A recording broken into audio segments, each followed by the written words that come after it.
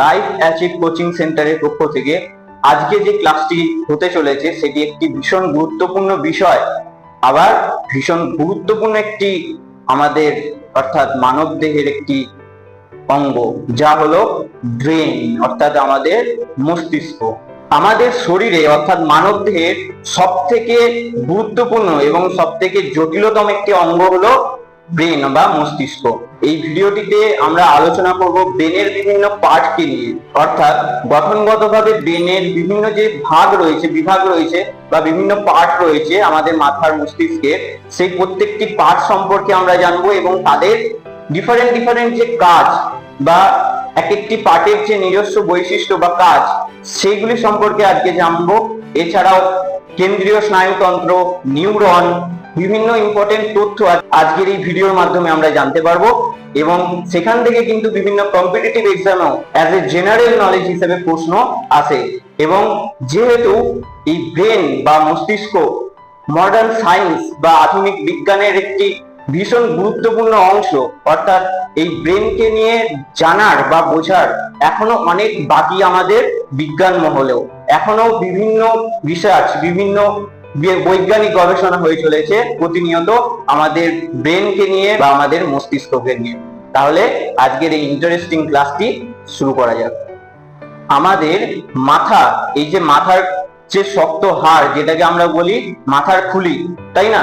এই যে আমাদের মাথার চারিদিকে যে শক্ত হাড়ের একটা স্ট্রাকচার রয়েছে, যেটা কিনা 22টা হাড় দ্বারা তৈরি, এটাকে বলা হয় মাথার খুলি। তো এই মাথার খুলির ভিতরে, শক্ত হাড়ের ভিতরে একটা যে গহ্বর রয়েছে, সেই গহ্বরে অবস্থান করে আমাদের মস্তিষ্ক। মস্তিষ্ক চারিদিকে আরেকটি পর্দা রয়েছে, যেটিকে বলা হয় কি না মেনিনজেস পর্দা। এই মেনিনজেস পর্দা 3টে লেয়ার দ্বারা তৈরি, 3টে স্তর দ্বারা তৈরি, ঠিক আছে? যার কাজ হচ্ছে বাইরের বিভিন্ন আঘাত থেকে আমাদের ব্রেনকে রক্ষা করা। আমাদের ব্রেন হচ্ছে ভীষণ সেন্সিটিভ একটা অর্গান। তাহলে কি দেখলাম? মাথার খুলির শক্ত হাড় দ্বারা বেষ্টিত যে গহ্বর, যাকে কিনা বলছে ক্রেনিয়াম গহ্বর, এই নামগুলো কিন্তু ভীষণ ইম্পর্টেন্ট। ক্রেনিয়াম গহ্বর, তার মধ্যে অবস্থান করছে আমাদের ব্রেন বা মস্তিষ্ক, যা কিনা আবার মেনিনজেস পর্দা দ্বারা আবৃত থাকছে। এই মেনিনজেস পর্দা হলো 3টে স্তর দ্বারা গঠিত একটি পর্দা, যা কিনা সংযোজী কলা দ্বারা তৈরি। এবং আমাদের এই মস্তিষ্কের চারপাশে রয়েছে সিএসএফ বা সেরিব্রোস্পাইনাল ফ্লুইড। কি এই সিএসএফ ভীষণ ইম্পর্টেন্ট রোল পালন করে এই সিএসএফ আমাদের ব্রেনে। এই সিএসএফ বা সেরিব্রোস্পাইনাল ফ্লুইড হলো একটি তরল, যা কোনো বর্ণ নেই এবং একটি পরিষ্কার একটি স্বচ্ছ তরল পদার্থ, যা কিনা আমাদের ব্রেনকে আকস্মিক আঘাত থেকে রক্ষা করে ভীষণ ভাবে, ঠিক আছে? অর্থাৎ হঠাৎ আক্রমণ যদি আমাদের মাথায় কেউ পড়ে, তাহলে সেই আকস্মিক আঘাত থেকে আমাদের ব্রেনকে কে রক্ষা করছে? না এই সিএসএফ বা সেরিব্রোস্পাইনাল ফ্লুইড, যা হলো কিনা একটি ঘন তরল পদার্থ, ঠিক আছে? মস্তিষ্ক কি কি কোষ দ্বারা গঠিত?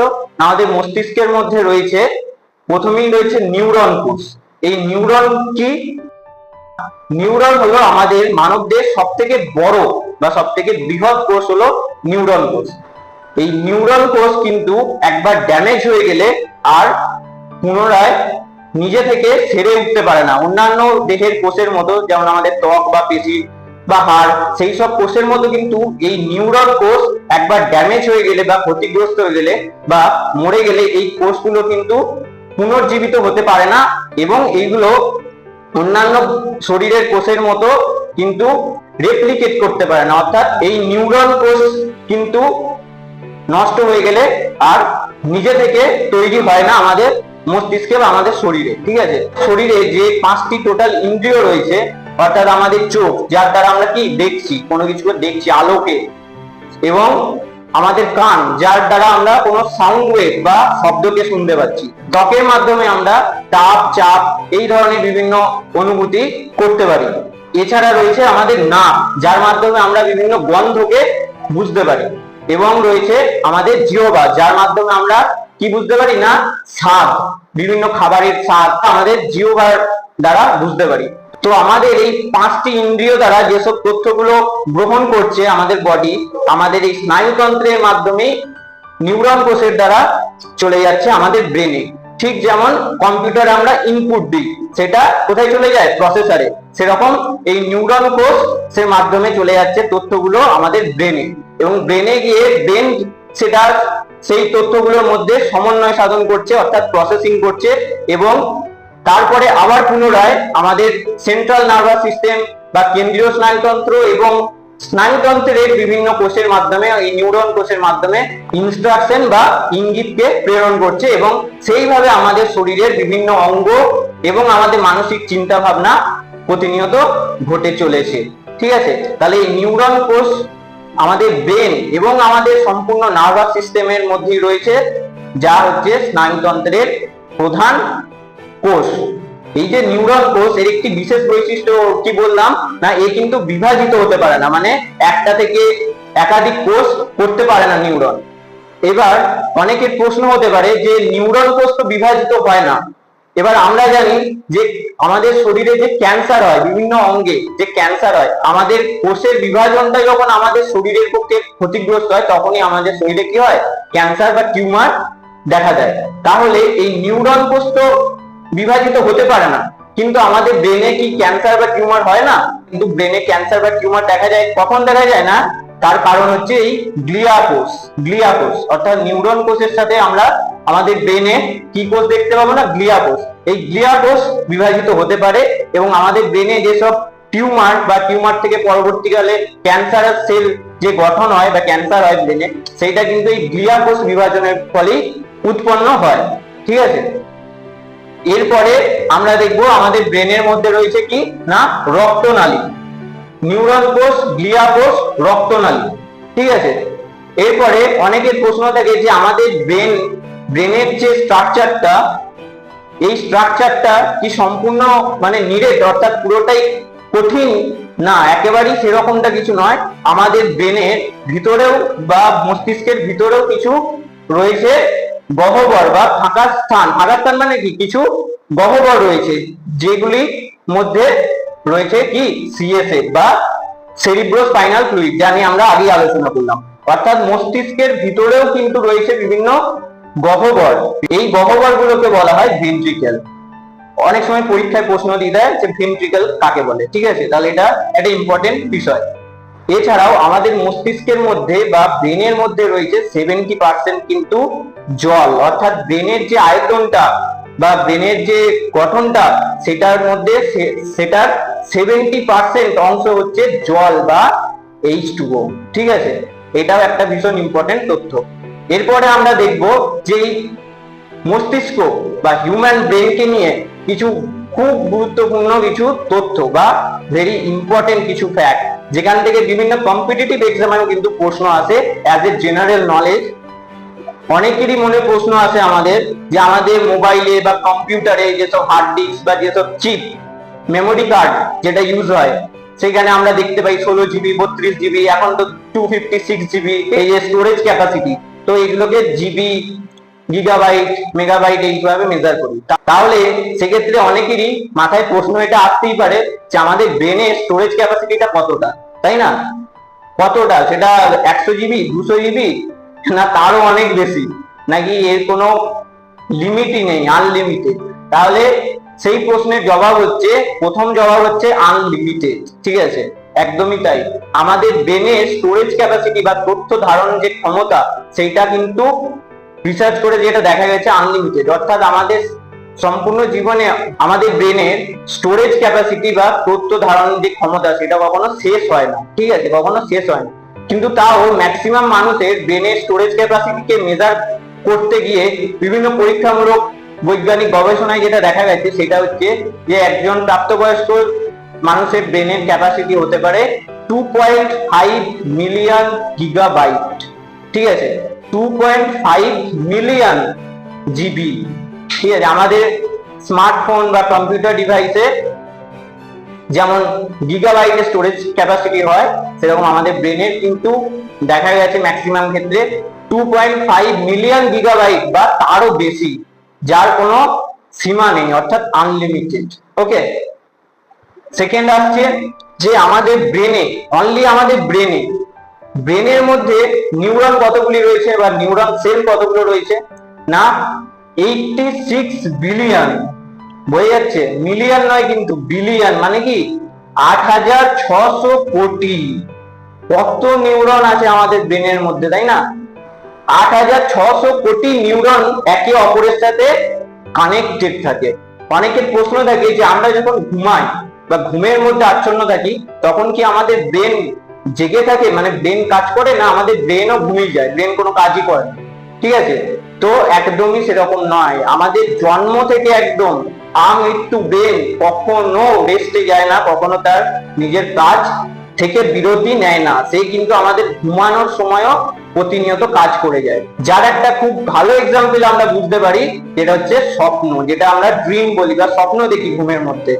এই স্বপ্ন কিভাবে আসে আমাদের মাথায় বা আমাদের ঘুমের মধ্যে আমরা স্বপ্ন কিভাবে দেখি? না আমাদের ব্রেন এর জন্য দায়ী। কি না, সে কি করে না, বিভিন্ন আমাদের মানসিক চিন্তা ভাবনা, বিভিন্ন স্নায়বিক ক্রিয়াকলাপকে কাজে লাগিয়ে আমাদের একটা কাল্পনিক ঘটনাকে আমাদের দেখাতে থাকে যখন আমরা অবচেতন অবস্থায় বা ঘুমের মধ্যে থাকি। সেটাকে কি বলা হয়? ড্রিম। অর্থাৎ ব্রেন কিন্তু সর্বক্ষণ কাজ করে চলেছে একদম জন্ম থেকে মৃত্যু অবধি। এরপর অনেক সময় তথ্যমূলক একটা প্রশ্ন আসে পরীক্ষায়, অনেক পরীক্ষায় দিয়ে দেয়, যেমন ব্রেনের ওজন কত, ব্রেনের ওয়েট বা ওজন, যদি মাথা থেকে আমাদের ব্রেনকে বার করে আমরা ওজন করি আলাদা করে, তাহলে একজন প্রাপ্তবয়স্ক স্বাভাবিক সুস্থ মানুষের ব্রেনের ওজন মোটামুটি 1 থেকে 1.5 কেজি বা 1.3 থেকে 1.5 কেজির মধ্যে হয়, তার টোটাল বডি ওয়েটের প্রায় 2%। এরপর আমাদের ব্রেনের ভলিউম বা আয়তন কতটা, না সেটা হচ্ছে 1500 থেকে 1300, 1500 টু 1300 সিসি। এটা পুরুষ এবং মহিলার ক্ষেত্রে ভ্যারি করে। ঠিক আছে, এই ছিল ব্রেন বা আমাদের মস্তিষ্ক নিয়ে কিছু গুরুত্বপূর্ণ তথ্য। এরপরে আমরা যেটা যাব একদম ডিপলি ব্রেনের ভিতরে কিছু পার্ট নিয়ে এবার আমরা আলোচনা করবো, যে ব্রেনের কোন অংশে কোন শারীরবৃত্তীয় বা মানসিক ক্রিয়াকলাপগুলো, সাইকোলজিক্যাল অ্যাকশন গুলো হচ্ছে, ঠিক সেইগুলো এবার আমরা দেখে নেবো। গঠনগত দিক থেকে ব্রেনকে 3টে অংশে ভাগ করা যায়, যেমন হচ্ছে অগ্র মস্তিষ্ক, মধ্য মস্তিষ্ক এবং পশ্চাৎ মস্তিষ্ক। তো ব্রেনের এই অগ্রভাগ বা এই যে অগ্র মস্তিষ্ক, এটি 3টি অংশ দ্বারা গঠিত। যেমন হচ্ছে কি কি, না এক হচ্ছে সেরিব্রাম, যেটাকে গুরু মস্তিষ্ক বলে, 2 নাম্বার হচ্ছে থ্যালামাস, আর 3 নাম্বার হচ্ছে হাইপোথ্যালামাস। পশ্চাৎ মস্তিষ্ক কি কি নিয়ে গঠিত? সেরেব্রাম বা লঘু মস্তিষ্ক, পন্স এবং হচ্ছে মেডুলা অবলঙ্গাটা। প্রথম আমরা দেখি অগ্র মস্তিষ্কের সেরিব্রাম বা যেটাকে বলা হচ্ছে গুরু মস্তিষ্ক, এটার কি ফাংশন বা কাজ। ঠিক আছে, এই গুরু মস্তিষ্ক বা সেরিব্রাম অংশটা হচ্ছে 80% অফ ব্রেনের যে ওয়েট, ব্রেনের যে টোটাল ওয়েট বা আমাদের ব্রেনের যে ওজন, টোটাল ওজন কত দেখলাম আমরা আগে, না 1.3 থেকে 1.5 কেজি অ্যাপ্রক্স। ঠিক আছে, তো সেই টোটাল ব্রেন ওয়েটের 80% ওজন হচ্ছে আমাদের সেরিব্রাম বা গুরু মস্তিষ্কের ওজন। ঠিক আছে, তার মানে এটা একটা ব্রেনের বড় অংশ, সব থেকে বড় অংশ হচ্ছে সেরিব্রাম বা গুরু মস্তিষ্ক। ঠিক আছে, এই গুরু মস্তিষ্কটাকে দেখতে কেমন, না এটি কুণ্ডলী পাকানো খাঁজযুক্ত অংশ। আমরা ব্রেনের ছবি দেখলে দেখতে পাবো যে এই যে কুণ্ডলী পাকানো খাঁজযুক্ত অংশটা রয়েছে, ঠিক আছে, এই কুণ্ডলী পাকানো খাঁজযুক্ত এই যে বৃহৎ অংশটা, এইটা কি বলা হচ্ছে, কি না সেরিব্রাম বা গুরু মস্তিষ্ক। এই পার্টটার ভীষণ ইম্পর্টেন্ট কাজ রয়েছে। কি কাজগুলো সেগুলো, না চিন্তা শক্তি, আমাদের চিন্তা শক্তি, বুদ্ধি, ইচ্ছা শক্তি, বাক শক্তি, বাক মানে যেটা আমরা কথা বলছি, এই যে আমি কথা বলছি, এটা কে কন্ট্রোল করছে, না এই গুরু মস্তিষ্ক বা সেরিব্রাম। ঠিক আছে, এবং ঐচ্ছিক পেশির কার্যকলাপ, ঐচ্ছিক পেশি বলতে না যেগুলো আমরা আমাদের নিজেদের ইচ্ছা মতো নরম চরণ করতে পারি, তাই না? যেমন আমার হাত, আমি এটাকে ইচ্ছা মতো আমি মুভ করতে পারি। আমাদের পা, আমাদের ইচ্ছা মতো আমরা কোথাও যেতে পারি, হাঁটা চলা করতে পারি। ঠিক আছে, এই যে আমাদের মুখের পেশি, ঠোঁট, জিভ, ঠিক আছে, এগুলোকে আমরা আমাদের ইচ্ছা মতো করে কি মুভ করতে পারি, নরম চরণ করতে পারি, এইগুলি হচ্ছে ঐচ্ছিক পেশি। ঠিক আছে, তো সেই সমস্ত ঐচ্ছিক পেশির কার্যকলাপ নিয়ন্ত্রণ করছে এই গুরু মস্তিষ্ক বা সেরিব্রাম। ঠিক আছে, এছাড়াও বুদ্ধি, আমাদের কতটা বুদ্ধি হবে, ঠিক আছে, ইচ্ছা শক্তি, আমাদের যে ইচ্ছা হয় এখন এটা করব বা তখন সেটা করব না, এই সমস্ত কিছু কে নিয়ন্ত্রণ করছে? না, এই সেরিব্রাম। তার মানে কতটা ভাইটাল একটা পার্ট আমাদের ব্রেনের, সেটা বোঝা গেল। এরপর অগ্র মস্তিষ্কের যে পার্টটি দেখতে চলেছি, এটার নাম হচ্ছে থ্যালামাস। তো এই থ্যালামাসের কিছু ইম্পর্টেন্ট কাজ রয়েছে যেগুলো মনে রাখতে হবে। যেমন হচ্ছে আমাদের ত্বকের কোনো অনুভূতি, অর্থাৎ এই যে মশা কামড়ালে আমাদের হাতটা অটোমেটিক সেই মশাকে মারতে চলে যায়, তাই না? তারপরে পায়ের তলায় কাঁটা ফুটলো, সেটা অটোমেটিক আমাদের পাটা মাটি থেকে কি হয়, উঠে যায়। তাহলে এই যে বিষয়গুলো ঘটছে, যে আমাদের স্পর্শ বা স্পর্শের যে অনুভূতি, এইগুলোকে যে নিয়ন্ত্রণ করছে সেটা হচ্ছে কে? না, এই থ্যালামাস। তাহলে এই কিন্তু সেন্স করছে যে চাপটাকে, স্পর্শটাকে, যন্ত্রণাটাকে, বা আমাদের মানসিক পরিস্থিতি যেটাকে বলে আবেগ, তাই না? এই আবেগ বা ইমোশনকে তারপরে হচ্ছে কি কন্ট্রোল করছে? না, এই থ্যালামাস কন্ট্রোল করছে মানুষের বাহ্যিক আচরণ বা ব্যক্তিত্ব। বাহ্যিক আচরণ বলতে এই যে আমরা মানুষের সাথে কেমন ভাবে কথা বলছি, কেমন টোনে কথা বলছি, কেমন আচরণ করছি মানুষের সামনে, আর আমাদের আচরণের উপরই তো ডিপেন্ড করে যে আমাদের ব্যক্তিত্ব কেমন হবে, যেটাকে কি বলে, অ্যাটিটিউড বলে না, অ্যাটিটিউড। অর্থাৎ আমাদের আচরণের উপরই ডিপেন্ড করে অ্যাটিটিউড। ঠিক আছে, তাহলে সেটা নিয়ন্ত্রণ করছে হচ্ছে অগ্র মস্তিষ্কের এই থ্যালামাস অংশটি। ঠিক আছে, খুব ইম্পর্টেন্ট একটা জায়গা। এরপরে চলে যাব হাইপোথ্যালামাস। এটিও অগ্র মস্তিষ্কেরই থার্ড পার্ট। ঠিক আছে, তাহলে এই হাইপোথ্যালামাস কি করছে? না, স্বয়ংক্রিয় কার্যকলাপ আমাদের শরীরে যা যা হচ্ছে, ঠিক আছে, স্বয়ংক্রিয়ভাবে যে যে কাজগুলো ঘটে যায়, যেমন কি অনেকক্ষণ যদি আমরা কেউ না খেয়ে থাকি তখন আমাদের কি না খিদে পায়, তাই তো, যে আমাদের ব্রেন তখন আমাদের জানান দিচ্ছে যে অনেকক্ষণ তুমি না খেয়ে আছো, এবার কিছু খাও, তোমার খাবারের প্রয়োজন। তখন সেটাকে কি বলা হয়? যে খিদে পাওয়া বা ক্ষুধা। তাহলে সেই ক্ষুধা, তৃষ্ণা, অনেকক্ষণ জল না খেয়ে থাকলে আমাদের গলা শুকিয়ে আসে যেন, সেইগুলোকে নিয়ন্ত্রণ করছে না হাইপোথ্যালামাস। ক্ষুধা, তৃষ্ণা, ঘুম।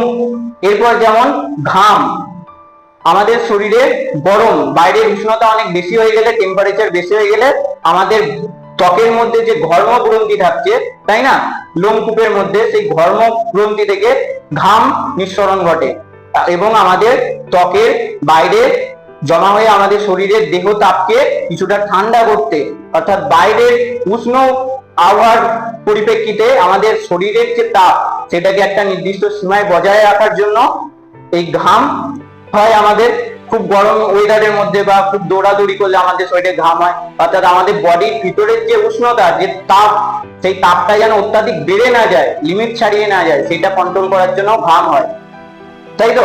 তো এই যে ক্ষুধা, তৃষ্ণা, ঘুম, ঘাম, এগুলো কিন্তু আমরা নিজেরা কন্ট্রোল করতে পারি না। মানে আমরা নিজেরা এগুলো সংগঠিত করতে পারি না, তাই না?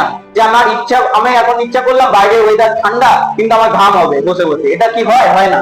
যে আমি ভাবছি যে আমার ঘাম হবে, হয় না। আর এই যে স্বয়ংক্রিয় কার্যকলাপ আমাদের দেহে হচ্ছে, খিদে পেলে খাবার ইচ্ছা বা ক্ষুধা, অনেকক্ষণ জল না খেয়ে থাকলে তৃষ্ণা পাওয়া, বাইরের টেম্পারেচার বেশি হয়ে গেলে বা শরীরের তাপমাত্রা বেশি হয়ে গেলে ঘাম হওয়া, ঠিক আছে।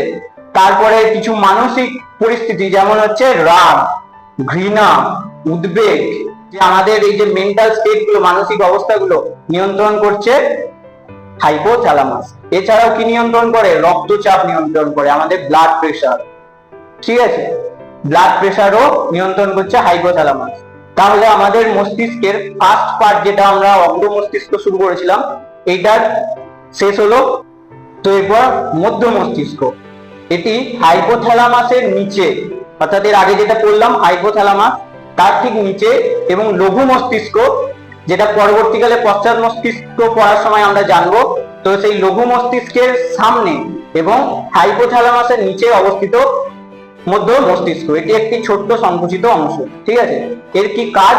এর মেন কাজ হচ্ছে আমাদের অগ্র মস্তিষ্ক আর পশ্চাৎ মস্তিষ্কের মধ্যে একটা যোগাযোগ স্থাপন করা, একটা যোগসূত্র স্থাপন করা, অর্থাৎ সমন্বয় ঘটানো, বিভিন্ন তথ্যের মধ্যে সমন্বয় ঘটানো এর মেন কাজ। ঠিক আছে, যেমন দর্শন ও শ্রবণ তথ্যের সমন্বয় ঘটানো, তাই না? তো আমরা এটাকে কেমন ভাবে বুঝবো, না একটা সিম্পল এক্সাম্পল দেওয়া যেতে পারে যে আমরা রাস্তায় বেরিয়েছি, তো পাশ দিয়ে একটা বাইকে হর্ন দিচ্ছে আর একটা সাইকেলে হর্ন দিচ্ছে। তো আমরা বাইক আর সাইকেলকে দেখছি আগে এবং তাদের হর্নের মধ্যে ডিফারেন্স করছি যে এই হর্নটা বা এই হর্নের আওয়াজটা, সাউন্ডটা সাইকেল থেকে আসছে, ঠিক আছে, তার একটা আলাদা রকম আওয়াজ। আবার এই হর্নটা বাইকের থেকে আসছে। তাহলে এই যে আমরা কানে শুনে আর চোখে দেখে বুঝছি যে কোন হর্নটা, কোন সাউন্ডটা কোন ভেহিকেল থেকে বা কোন গাড়ি থেকে বা সাইকেল থেকে বা বাইক থেকে আসছে, ঠিক আছে, এইটা যে আমরা বুঝতে পারছি, এই যে সমন্বয় সাধন হচ্ছে আমাদের দৃষ্টি বা দর্শনের সাথে আমাদের কানে শোনা সাউন্ড বা শ্রবণ তথ্যের, ঠিক আছে। তো এই কাজটা করছে মধ্য মস্তিষ্ক। এটার বিষয়ে আর সেরকম ডিটেলসে বলার মতো কিছু নেই। এরপরে চলে যাব পশ্চাৎ মস্তিষ্কে। এরপর আমরা দেখব যে পশ্চাৎ মস্তিষ্ক অর্থাৎ আমাদের মাথার পিছনের দিকের যে অংশটি রয়েছে সেটিকেই বলা হচ্ছে পশ্চাৎ মস্তিষ্ক। এই পশ্চাৎ মস্তিষ্কের একটি পার্ট হচ্ছে লঘু মস্তিষ্ক বা সেরিব্রাম, ঠিক আছে। গুরু মস্তিষ্ককে আমরা কি বলেছিলাম, সেরিব্রাম, আর এটা লঘু মস্তিষ্ক বা সেরিব্রাম, এটা পশ্চাৎ মস্তিষ্কের একটি পার্ট। তাহলে এই লঘু মস্তিষ্কের কি কাজ, না দেহের ভার বজায় রাখা অর্থাৎ আমাদের দেহে ব্যালেন্স বজায় রাখার কাজটা করে এই লঘু মস্তিষ্ক। আমাদের হাঁটা চলার সময়, বসে থাকার সময় যে ব্যালেন্স মেনটেন হয় আমাদের বডিতে, ঠিক আছে, সেইটা লঘু মস্তিষ্ক নিয়ন্ত্রণ করে।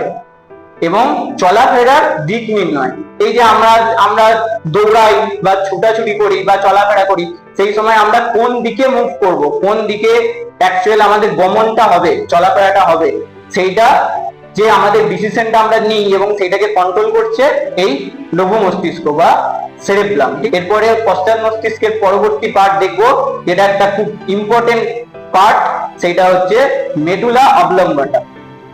এই পশ্চাৎ মস্তিষ্কের খুব ইম্পর্টেন্ট একটি পার্ট হলো মেডুলা অবলঙ্গটা। এই মেডুলা অবলঙ্গটার একটা ইম্পর্টেন্ট কাজ যেটা হচ্ছে হৃদস্পন্দনকে নিয়ন্ত্রণ করা, অর্থাৎ আমাদের হার্ট রেটকে, হার্ট যে পাম্প করছে আমাদের হার্ট, তো এই হার্ট পাম্প করার ফলেই কিন্তু আমাদের সারা শরীরে কি হয় না, রক্তের সঞ্চালন হয়, ঠিক আছে। তো সেই হার্ট পাম্পিং বা হৃদস্পন্দনটাকে কন্ট্রোল করছে মেডুলা অবলঙ্গটা। এরপরে শ্বসন, এই যে আমাদের শ্বাস প্রশ্বাস, ঠিক আছে, শ্বাস প্রশ্বাস নেওয়া, এইটাকেও নিয়ন্ত্রণ করে মেডুলা অবলঙ্গটা। এরপরে হচ্ছে আমাদের মুখের মধ্যে যখন আমরা কোনো খাবার খাই, মুখের ভিতরে কোনো খাবার কে চিবাই বা খাই, তখন কি হয় না, লালারস স্ফুরিত হয়, তাই না, যাতে করে খাবারটা সহজে আমরা গিলে খেতে পারি এবং খাবারটা সহজে হজম হয়, ঠিক আছে।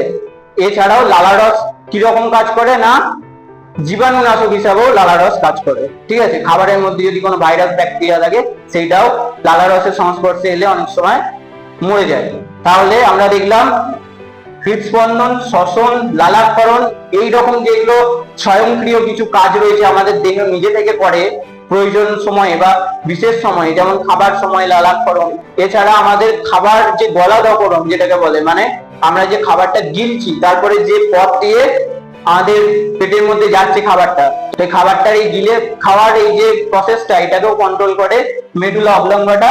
এছাড়া হচ্ছে বমি, আমাদের যখন বমি পায়, তাই না, বমি বমি ভাব লাগে, ঠিক আছে, সেই বমি ভাবটা এই মেডুলা অবলঙ্গটা তৈরি করে আমাদের ব্রেনে, ঠিক আছে। এবং মলমূত্র ত্যাগের ক্ষেত্রেও যখন আমাদের মানে এই যে সিগন্যালটা আমাদের শরীরে যখন আসে, এইবার কিন্তু যেতে হবে, তাই না, তো সেই যে এগুলো স্বয়ংক্রিয় এক একটা কাজ আমাদের ব্রেন করছে প্রতিদিন প্রতিনিয়ত, তো এই ধরনের কাজগুলোকে নিয়ন্ত্রণ করছে মেডুলা অবলঙ্গটা, ঠিক আছে। তাহলে এটা একটা ভীষণ ইম্পর্টেন্ট একটা পার্ট আমাদের ব্রেনের। এরপর আমাদের মস্তিষ্কের ফাংশন অনুযায়ী বা স্পেসিফিক কিছু কাজ অনুযায়ী আমাদের সম্পূর্ণ মস্তিষ্কটিকে কিছু লোবে ভাগ করা হয়েছে। সেই প্রত্যেকটি লোবকে তার কি নাম এবং মেন তার কি কাজ খুব সংক্ষেপে একবার আমরা চট করে দেখে দিই। এক নাম্বার হচ্ছে ফ্রন্টাল লোব। এই ফ্রন্টাল লোব মেনলি আমাদের পেশি সময়ের সংকোচন প্রসারণ, অর্থাৎ আমাদের হাঁটা চলা, ঠিক আছে, বা দৌড়াদৌড়ি করা, এই সমস্ত বিভিন্ন কাজের সাথে সাথে আরো বিভিন্ন কাজ, যেমন হচ্ছে আমাদের মানসিক পরিকল্পনা, সমস্যা সমাধান, বিভিন্ন ঘটনার পরিপ্রেক্ষিতে কোনো সিদ্ধান্ত নেওয়া, এগুলো কন্ট্রোল করে এই ফ্রন্টাল লোব। এরপরে নেক্সট চলে যাব যে প্যারাইটাল লোব।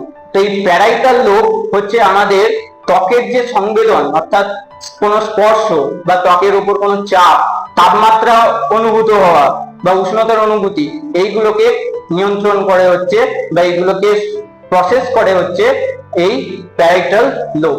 এরপরে নেক্সট হচ্ছে অক্সিপিটাল লোব।